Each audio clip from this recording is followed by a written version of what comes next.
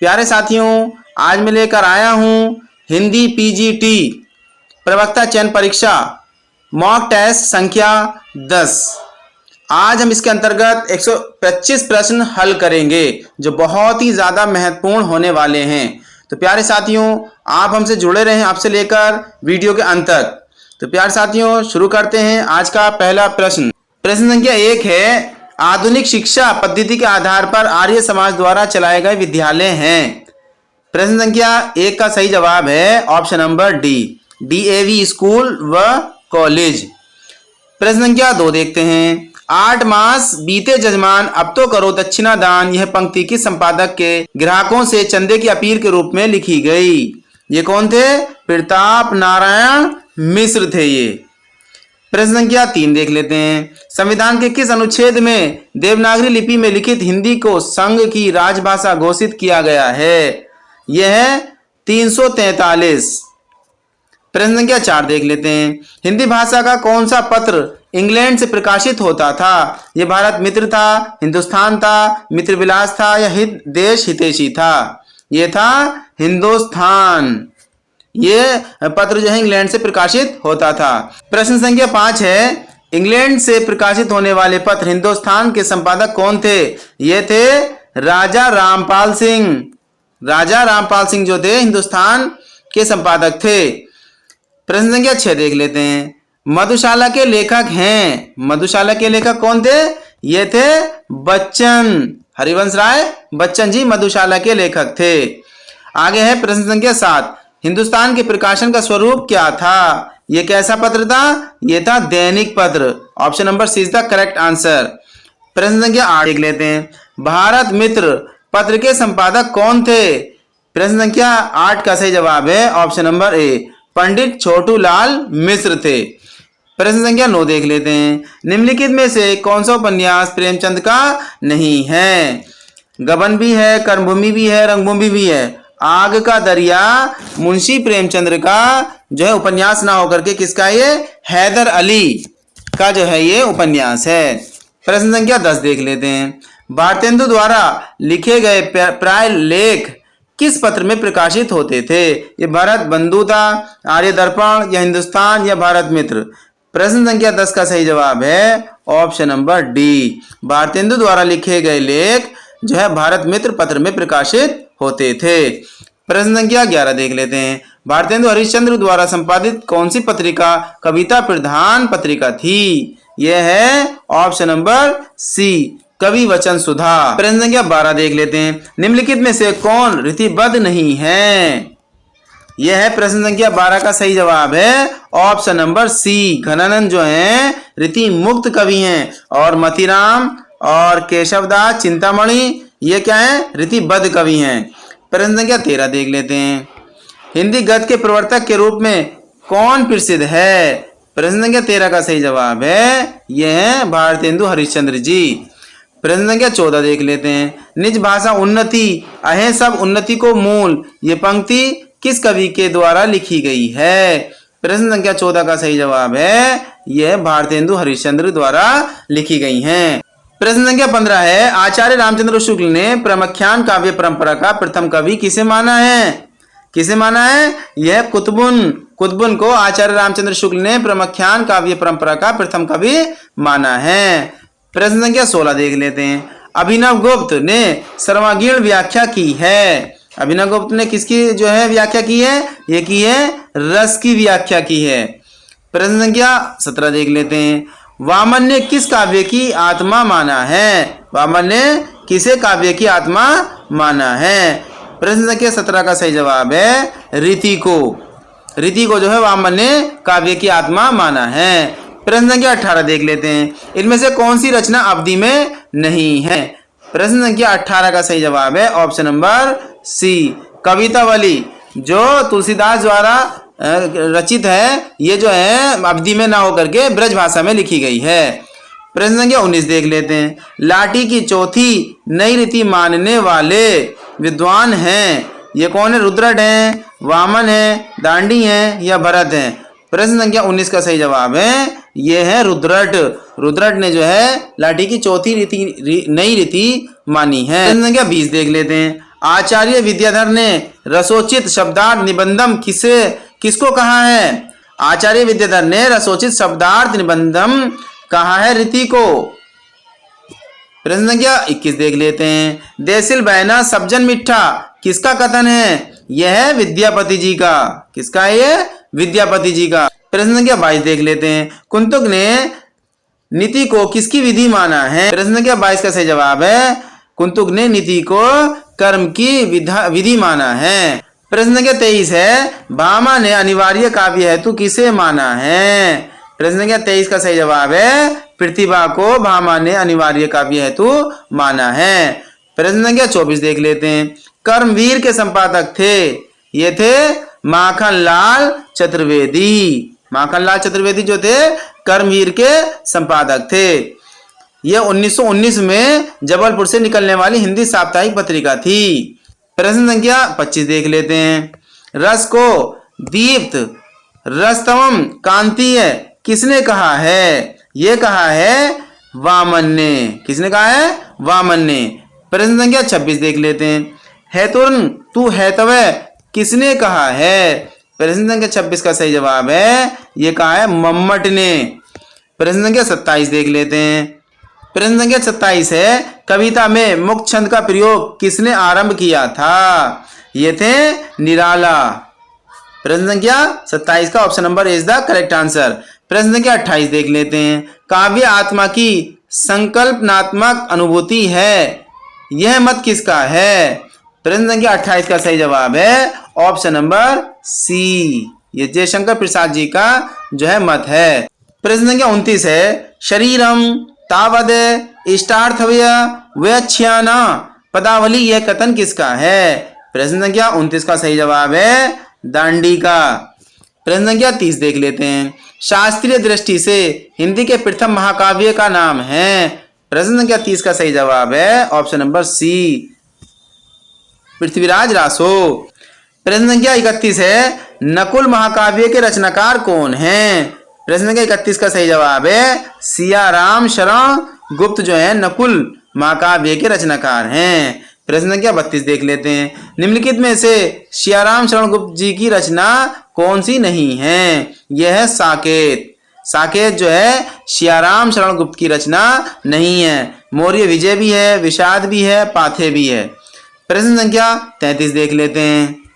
अधिकार खोकर बैठना ये महादुष्कर्म है, पंक्ति किस रचना से है? यह है प्रश्न संख्या 33 का सही जवाब है भारत भारती से। प्रश्न संख्या 34 देख लेते हैं। जयद्रथ वध का प्रकाशन वर्ष है।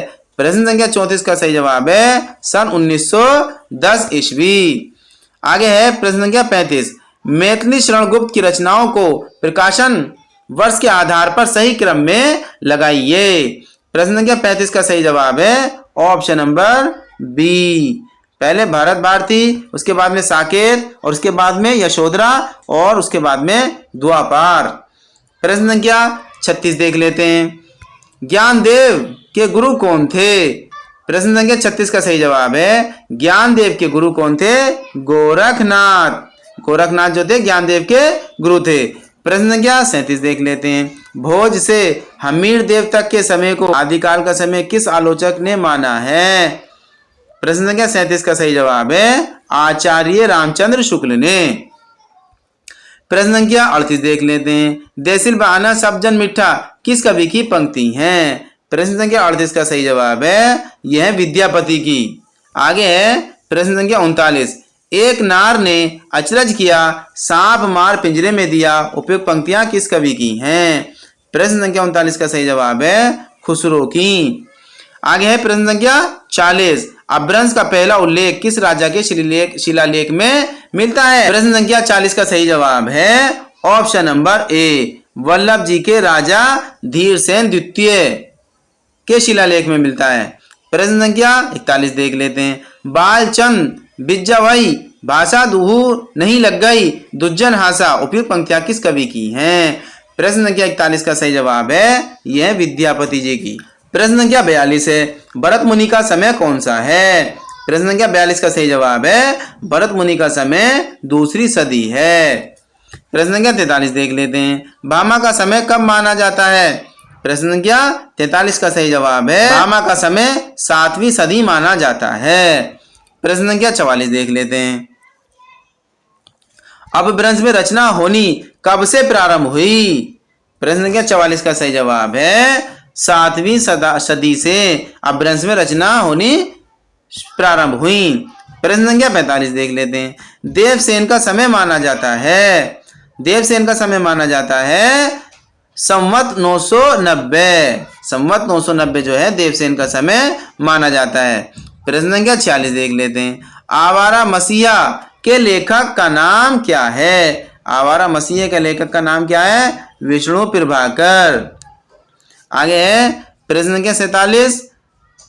सरदार वल्लभ भाई पटेल के जीवन का परिचय किस लेखक ने उनकी जीवनी लिखकर दिया? प्रश्न संख्या 47 का सही जवाब है क्षेमचंद्र सुमन ने सरदार वल्लभ भाई पटेल के जीवन का परिचय जीवनी लिखकर दिया। प्रश्न संख्या 48 देख लेते हैं। नीचे कुछ हिंदी के जीवनीकार तथा उनके द्वारा लिखित जीवनी दी गई है, गलत युग्म पर निशान लगाइए। प्रश्न संख्या 48 का सही जवाब है ऑप्शन नंबर बी, पंडित बनारसी दास, नए भारत के नए नेता। ये इनकी जीवनी नहीं है। प्रश्न संख्या 49 देख लेते हैं। हिंदी में रिपोर्टाज शब्द किस भाषा से ग्रहण किया गया है? ये किया गया है फ्रेंच से। प्रश्न संख्या 50 देख लेते हैं। रिपोर्टाज विधा के संबंध में निम्नलिखित में से कौन सा कथन सत्य है? प्रश्न संख्या 50 का सही जवाब है ऑप्शन नंबर ए, ये आंखों से देखा या कानों से सुना वर्णन होता है जो हृदय पर गहरा प्रभाव डालता है। प्रश्न संख्या 51 देख लेते हैं। मेरा वतन कहानी के लेखक हैं। प्रश्न संख्या 51 का सही जवाब है विष्णु प्रभाकर जो है मेरा वतन कहानी के लेखक हैं। प्यारे साथियों, हम इस प्रैक्टिस सेट को जल्दी हल करने की वजह से सिर्फ एक ऑप्शन बता रहे हैं। प्रश्न संख्या 52 देखते हैं। जलते हुए डैने के लेखक हैं। प्रश्न संख्या 52 का सही जवाब है option number C, Himanshu Joshi ने लिखा है जलते हुए डैने। प्रश्न संख्या 53 देख लेते हैं। लोक बिस्तरों पर कहानी किसकी है? यह है प्रश्न संख्या 53 का सही आंसर है काशीनाथ सिंह की कहानी है लोक बिस्तरों पर। आगे देखते हैं प्रश्न संख्या 54। कलम हुए हाथ कहानी के रचयिता हैं। प्रश्न संख्या 54 का सही जवाब है बलराम। कलम हुए हाथ कहानी के रचयिता कौन है? बलराम। प्रश्न संख्या 55 देख लेते हैं। आबनूस कहानी किसने लिखी है? आबनूस कहानी सुरेंद्र अरोड़ा ने लिखी है। प्रश्न संख्या 55 का सी इज द करेक्ट आंसर।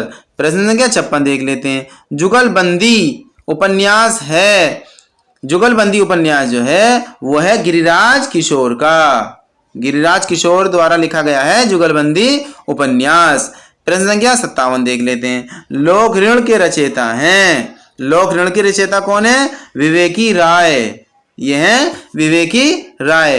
प्रश्न संख्या 58 देख लेते हैं। छोटे छोटे पक्षी उपन्यास किसका है? छोटे छोटे पक्षी उपन्यास है शैलेश मटियानी का। प्रश्न संख्या 59 देख लेते हैं। धुआं उपन्यास है, धुआं उपन्यास जो है ये है हमारा अमृत राय का। धुआं उपन्यास किसका है? अमृत राय का।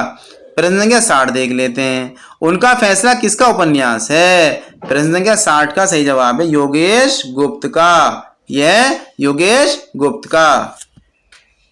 प्रश्न संख्या 61 देख लेते हैं। बढ़ता हुआ आदमी उपन्यास के रचनाकार हैं। प्रश्न संख्या 61 का सही जवाब है option number C, Nirupama Sobti. प्रश्न संख्या 62 देख लेते हैं। कटरा बी आरजू उपन्यास है। प्रश्न संख्या 62 का सही जवाब है option number D, Rahi Masoom रजा का उपन्यास है कटरा बी आरजू। प्रश्न संख्या 63 देख लेते हैं। गोबर गणेश उपन्यास किसका है?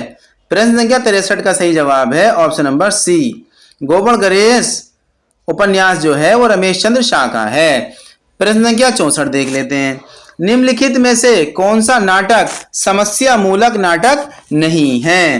प्रश्न संख्या 64 का सही जवाब है ऑप्शन नंबर सी, ज्योत्सना। आगे है प्रश्न संख्या 65। नीचे लिखे नाटकों में से कौन सा नाटक लक्ष्मी नारायण मिश्र द्वारा नहीं लिखा गया है? प्रश्न संख्या 65 का सही जवाब है ऑप्शन नंबर ए, स्वर्ग की झलक। आगे है प्रश्न संख्या 66। निम्नलिखित नाटकों में से कौन सा नाटक विष्णु प्रभाकर द्वारा लिखा गया है? प्रश्न संख्या 66 का सही जवाब है ऑप्शन नंबर बी, डॉक्टर। प्रश्न संख्या 67 देख लेते हैं। निम्नलिखित में से कौन आलोचक नहीं है? प्रश्न संख्या 67 का सही जवाब है महादेवी वर्मा जो हैं वो आलोचक नहीं है। प्रश्न संख्या 68 देखते हैं। निम्नलिखित में से कौन सा प्रमुख उपन्यासकार आलोचक हैं? यह आचार्य हजारी प्रसाद द्विवेदी। आगे है प्रश्न संख्या 69। निम्नलिखित में से किस एक आलोचक ने उपन्यास नहीं लिखा? यह है शाही, विजयदेव नारायण शाही। समानांतर के रचयिता कौन हैं? प्रश्न संख्या 70 का सही जवाब है चंद्रकांत वासुदेवडेकर। प्रश्न संख्या 71 देख लेते हैं। हे सामाजिक के रचनाकार हैं? प्रश्न संख्या 71 का सही जवाब है सुरेश अवस्थी हे सामाजिक के रचनाकार हैं। प्रश्न संख्या 72 देख लेते हैं। आधुनिकता के संदर्भ में हिंदी कहानी के रचयिता कौन हैं? प्रश्न संख्या 72 का सही जवाब है option number C, Narendra Mohan आधुनिकता के संदर्भ में हिंदी कहानी के रचयिता हैं। प्रश्न संख्या 73 है। कबीर एक नई दृष्टि के रचनाकार कौन हैं? प्रश्न संख्या 73 का सही जवाब है ऑप्शन नंबर ए, रघुवंश जो हैं कबीर एक नई दृष्टि के रचनाकार हैं। प्रश्न संख्या 74 है। प्रसाद निराला अज्ञेय के रचनाकार हैं। ये कौन है? प्रश्न संख्या 74 का सही जवाब क्या है? Option number B, Ram Swaroop Chaturvedi. आगे है प्रश्न संख्या 75। आधुनिक हिंदी आलोचना के बीज शब्द के रचनाकार कौन है? प्रश्न संख्या 75 का सही जवाब है बच्चन सिंह। आगे है प्रश्न संख्या 76। भक्ति आंदोलन और सूरदास का काव्य के रचयिता कौन है? प्रश्न संख्या 76 का सही जवाब है मैनेजर पांडे। भक्ति आंदोलन और सूरदास का काव्य के रचयिता हैं। प्रश्न संख्या 77 है। ढूंढाड़ी बोली कहाँ की है? प्रश्न संख्या 77 का सही जवाब है पूर्वी राजस्थान की। आगे है प्रश्न संख्या 78। राजस्थानी भाषा का उद्भव किस अपभ्रंश से हुआ है? प्रश्न संख्या 78 का सही जवाब है ऑप्शन नंबर सी, शोरसेनी अपभ्रंश से। प्रश्न संख्या 79 देख लेते हैं। राधा कृष्णन की अध्यक्षता में लिपि सुधार समिति गठित की गई थी। कब की गई थी? प्रश्न संख्या 79 का सही जवाब है 1953 ईस्वी में। आगे है प्रश्न संख्या 80। निम्नलिखित गुण देवनागरी में हैं। प्रश्न संख्या 80 का सही जवाब है ऑप्शन नंबर सी, शब्दों में प्रत्येक ध्वनि का लेखन। आगे है प्रश्न संख्या 81। मराठी भाषा की लिपि कौन सी है? ये कौन सी है? यह है देवनागरी। प्रश्न संख्या 81 का सही जवाब है देवनागरी। आगे है प्रश्न संख्या 82। किस शब्द की वर्तनी गलत है? प्रश्न संख्या 82 का सही जवाब है के लिए। प्रश्न संख्या आगे देखते हैं 83। अपभ्रंश भाषा में लिखित रामचरित्र कौन सा है? प्रश्न संख्या 83 का सही जवाब है पौम चरियु, जो किसकी रचना है? स्वयंभू की। आगे प्रश्न संख्या 84 है। किस देश की ज्यादा लोगों की भाषा कहलाती है? प्रश्न संख्या 84 है। किसी देश की ज्यादा लोगों की भाषा कहलाती है, वो कहलाती है राष्ट्रभाषा।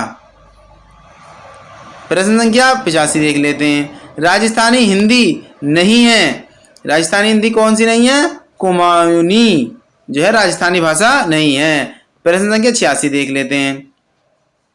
बिहारी हिंदी की बोलियां हैं, मैथिली है, मगही है, दोनों हैं। प्रश्न संख्या 86 का सही जवाब है ऑप्शन नंबर सी। आगे प्रश्न संख्या 87। घनानंद को किसके सैनिकों ने मार डाला? प्रश्न संख्या 87 का सही जवाब है नादिर शाह के सैनिकों ने घनानंद को मार डाला था। प्रश्न संख्या 88 देख लेते हैं। सीख लीनो मीन मृग खंजन कमल नैन किसकी पंक्ति है? प्रश्न संख्या 88 का सही जवाब है यह ठाकुर की। आगे है प्रश्न संख्या 89। डेल सो बनाए आए मेलत सभा के बीच लोगन कवित कीनो खेल करी जातप है। उपयुक्त पंक्ति किसकी हैं? प्रश्न संख्या 89 का सही जवाब पंक्तियां हैं ठाकुर की। आगे प्रश्न संख्या 90 है। एक सुभान के आनन पे कुर्बान लगी रूप जहां को उपयुक्त पंक्तियां किसकी हैं? प्रश्न संख्या 90 का सही जवाब है ये पंक्तियां किसकी हैं? बोधा की। आगे प्रश्न संख्या 81 है। लोग हैं लगी कवित बनावत मोही तो मेरे कवित बनावत उपयुक्त पंक्ति के रचयिता कौन हैं? प्रश्न संख्या 91 का सही जवाब है घनानंद। प्रश्न संख्या 92 देख लेते हैं। निम्नलिखित में से निर्गुण संत हैं। प्रश्न संख्या 92 का सही जवाब है अक्षर अनन्य। प्रश्न संख्या 93 देख लेते हैं। निम्नलिखित में से कौन दादू की शिष्य परंपरा में नहीं आते। प्रश्न संख्या 93 का सही जवाब है ऑप्शन नंबर बी, नाभादास जो हैं दादू की शिष्य परंपरा में नहीं आते, जबकि सुंदरदास भी, दूलम दास भी और जगजीवन दास भी, ये तीनों के तीनों जो हैं दादू की शिष्य परंपरा में आते हैं। प्रश्न संख्या 94 देख लेते हैं। जपुजी के रचयिता हैं। प्रश्न संख्या 94 का सही जवाब है नानक। जपुजी के रचयिता हैं नानक। प्रश्न संख्या 95 देख लेते हैं। निर्गुण भक्ति की ज्ञानश्री शाखा को निम्नलिखित संप्रदायों के प्रवर्तकों के नाम से सुमेलित कीजिए। प्रश्न संख्या 95 का सही जवाब है ऑप्शन नंबर ए। प्रश्न संख्या 96 देख लेते हैं। साधो संप्रदाय का प्रवर्तन किया। प्रश्न संख्या 96 का सही उत्तर है साधो संप्रदाय का प्रवर्तन वीरभान ने किया। आगे देख लेते हैं प्रश्न संख्या 97। रस सूत्र के व्याख्याकारों में निष्पत्ति का अर्थ उत्पत्ति देने वाले आचार्य हैं। प्रश्न संख्या 97 का सही जवाब है भट्ट लोलट। आगे देख लेते हैं प्रश्न संख्या 98। अस्तित्ववाद की अवधारणा के संबंध में सटीक बात है कि यह, प्रश्न संख्या 98 का सही जवाब है यह मानवीय स्वतंत्रीय का प्रबल समर्थक है। आगे देख लेते हैं प्रश्न संख्या 99। कुणाल गीत के रचनाकार कौन है। प्रश्न संख्या 99 का सही जवाब है कुणाल गीत के रचनाकार अयोध्या सिंह उपाध्याय जी हैं। आगे देख लेते हैं प्रश्न संख्या 100। छायावादी काव्य धारा का गौरव ग्रंथ है। प्रश्न संख्या 100 का सही जवाब है कामायनी। आगे देख लेते हैं प्रश्न संख्या 101। हिंदी की आधुनिक काव्य धारा के विकास क्रम में 1936 से 1943 के बीच विकसित प्रवृत्ति है। प्रश्न संख्या 101 का सही जवाब है ऑप्शन नंबर सी, फिर गतिवाद। आगे देख लेते हैं प्रश्न संख्या 102। आधुनिक काल के कवियों में मुकरियों के प्रसिद्ध रचनाकार का नाम है। प्रश्न संख्या 102 का सही जवाब है भारतेंदु हरिश्चंद्र। आगे प्रश्न संख्या 103 है। तार सप्तक के नाम से प्रयोगवादी कविता के संग्रह की संख्या है। प्रश्न संख्या 103 का सही जवाब है तार सप्तक के नाम से सिर्फ एक है। आगे देख लेते हैं प्रश्न संख्या 104। युयुत्सु नामक पात्र जिस काव्य में मिलता है वह है। प्रश्न संख्या 104 का सही जवाब है वो है अंधायुग धर्मवीर भारती का। आगे देख लेते हैं प्रश्न संख्या 105। कतकी पूनो कविता के लेखक हैं। प्रश्न संख्या 105 का सही जवाब है अज्ञे जी जो है कतकी पूनो कविता के लेखक हैं। आगे देख लेते हैं प्रश्न संख्या 106। राष्ट्रीय काव्य धारा की कीर्ति है। प्रश्न संख्या 106 का सही जवाब है ऑप्शन नंबर बी, भारत भारतीय राष्ट्रीय काव्य धारा की कीर्ति है। आगे देख लेते हैं प्रश्न संख्या 107। चंदायन किस कवि की रचना है। प्रश्न संख्या 107 का सही जवाब है option number D, Chandayan Mulla Daud की रचना है। आगे देख लेते हैं प्रश्न संख्या 108। सहजोबाई किस शाखा की रचनाकार हैं। प्रश्न संख्या 108 का सही जवाब है सहजोबाई ज्ञानाश्री शाखा की रचनाकार हैं। आगे देखते हैं प्रश्न संख्या 109। आदिकाल में किस कवि ने अवहट भाषा में रचना की। प्रश्न संख्या 109 का सही जवाब है अब्दुल रहमान ने अवहट भाषा में रचना की। आगे देख लेते हैं प्रश्न संख्या 110। एंदुई ए हिंदुस्तानी की रचना की। प्रश्न संख्या 110 का सही जवाब है गारसादा तासी ने। आगे देख लेते हैं प्रश्न संख्या 111। निम्नलिखित में से विसंगत अनुक्रम है। प्रश्न संख्या 111 का सही जवाब है option number A, Kuvalayananda Bhama की रचना न होकर के अप्पे दीक्षित की रचना है। आगे देख लेते हैं प्रश्न संख्या 112। 84 वैष्णव की वार्ता किसकी रचना है। प्रश्न संख्या 112 का सही जवाब है ऑप्शन नंबर डी, गोस्वामी गोकलनाथ की ये जो है रचना है। आगे देख लेते हैं प्रश्न संख्या 113। मात्र प्रतिभा को ही काव्य हेतु किसने माना है। प्रश्न संख्या 113 का सही जवाब है हेमचंद्र जी ने माना है। आगे प्रश्न संख्या 114 है। आला किस ऋतु में गाया जाता है। प्रश्न संख्या 114 का सही जवाब है वर्षा ऋतु में गाया जाता है आला। आगे है 115। कितने पाकिस्तान नामक उपन्यास के लेखक कौन हैं। प्रश्न संख्या 115 का सही जवाब है कमलेश्वर जो हैं कितने पाकिस्तान के उपन्यासकार हैं। आगे देख लेते हैं प्रश्न संख्या 116। राजेंद्र कुमार द्वारा संपादित पुस्तक आलोचना का विवेक किस विधा से संबंधित है? प्रश्न संख्या 116 का सही जवाब है आलोचना से संबंधित है। आगे देखते हैं प्रश्न संख्या 117। रहीमन पानी राखिए बिन पानी सब सून में कौन सा अलंकार है? प्रश्न संख्या 117 का सही जवाब है श्लेष अलंकार है। आगे देख लेते हैं प्रश्न संख्या 118। निम्नलिखित बोलियों में से कौन सी बोली उत्तर प्रदेश में नहीं बोली जाती? प्रश्न संख्या 118 का सही जवाब है मैथिली जो है ये उत्तर प्रदेश में नहीं बोली जाती। मैथिली, बांगी, भोजपुरी ये जो है बिहार की बोलियां हैं। आगे देख लेते हैं प्रश्न संख्या 119। पुरानी हिंदी नामकरण किसने किया? प्रश्न संख्या 119 का सही जवाब है option number D, Chandradhar Sharma Guleri ने। प्रश्न संख्या 120 है अपभ्रंश के महाकवि कौन थे? प्रश्न संख्या 120 का सही जवाब है अपभ्रंश के महाकवि स्वयंभू थे। आगे है प्रश्न संख्या 121। आचार्य शुक्ल के अनुसार हिंदी साहित्य का आविर्भाव कब से माना जाता है? प्रश्न संख्या 121 का सही जवाब है प्राकृत की अंतिम अपभ्रंश अवस्था से। आगे देख लेते हैं प्रश्न संख्या 122। उच्चारित ध्वनि की सहायता से भाव या विचार की अभिव्यक्ति कहलाती है? प्रश्न संख्या 122 का सही जवाब है वो कहलाती है भाषा। आगे प्रश्न संख्या 123। लिखित वर्ण संकेतों की सहायता से भाव या विचार की अभिव्यक्ति को क्या कहते हैं? प्रश्न संख्या 123 का सही जवाब है उसको कहते हैं हम लिपि कहते हैं। आगे देख लेते हैं प्रश्न संख्या 124। पश्चिमी हिंदी की उत्पत्ति किस अपभ्रंश से हुई है? प्रश्न संख्या 124 का सही जवाब है ऑप्शन नंबर ए, शौर सैनी अपभ्रंश से हुई है। आगे देख लेते हैं प्रश्न संख्या 125 जो इस प्रश्न पत्र का अंतिम सवाल है। मानक हिंदी भाषा बोली किस बोली से विकसित हुई? प्रश्न संख्या 125 का सही जवाब है ऑप्शन नंबर बी, खड़ी बोली। तो प्यारे साथियों इस तरह से हमने हिंदी पीजीटी का प्रैक्टिस सेट संख्या 10 देखा। आशा करता हूं आपको बहुत पसंद आया होगा और बहुत अच्छे से आपने लगाया होगा, बहुत अच्छा स्कोर भी प्राप्त किया होगा। तो प्यारे साथियों फिर मिलता हूं इससे भी एक शानदार प्रैक्टिस सेट के साथ। तब तक के लिए बाय बाय, सी यू, जय हिंद, जय भारत।